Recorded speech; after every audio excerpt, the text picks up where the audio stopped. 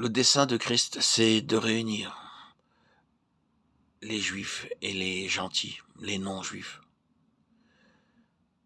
Et la croix est tout à la fois l'endroit et le moyen de cette union. Là, une nouvelle race fut créée dont le chef est le second Adam, le Fils de Dieu, l'homme Dieu. Cette nouvelle création est à son image. Elle est celle des fils de Dieu dans le Christ Jésus. Sur la croix, en la personne du Rédempteur, juifs et gentils doivent être crucifiés et mourir. Si quelqu'un est en Christ, il est une nouvelle création. Et c'est en lui que juifs et gentils ont accès auprès du Père par un même esprit. Éphésiens 2,18. Ce message est-il aussi pour les chrétiens de ce 21e siècle? Certainement oui. Il proclame que la croix est le terrain de l'unité et son moyen. Quiconque est crucifié avec Christ, planté avec lui en sa mort, est une nouvelle création. Unis au Seigneur, ressuscités, les chrétiens sont aussi les uns aux autres en nouveauté de vie. Jésus a détruit par sa mort l'inimitié qui existe entre juifs et gentils. Nous pourrons dire aussi qu'il a détruit celle qui existe entre chrétiens et chrétiens, lesquels, dans leur vie religieuse, marchent selon la chair.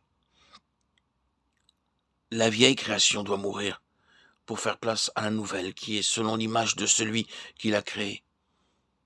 En lui, il n'y a plus ni grec, ni juif, ni circoncis, ni incirconcis, ni barbare, ni scythe, ni esclave, ni libre, mais Christ est tout, en tous.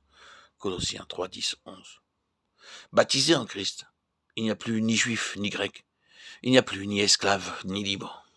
Il n'y a plus ni homme, ni femme, car tous, vous êtes un en Christ Jésus. Galates 3, 27, 28.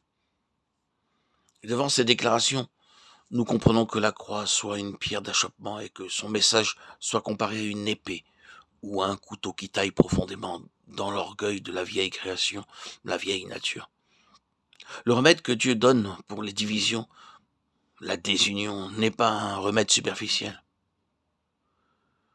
L'idéal moderne d'union de la chrétienté ne le satisfait pas, car l'union y manque totalement.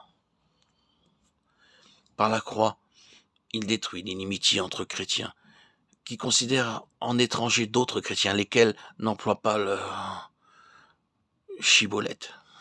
Accepter cette vérité qu'il serait malaisé de rejeter et la vivre sont deux choses. Cependant, nous sommes exhortés à ne pas être des auditeurs oublieux de la parole, mais d'obéir selon la lumière communiquée. Autrement, nous méritons les reproches du Seigneur aux pharisiens. Ils disent et ne font pas. Toutefois, lorsque nous voulons obéir implicitement à la lumière reçue et vivre selon les principes de la croix, nous découvrons qu'elle est un scandale.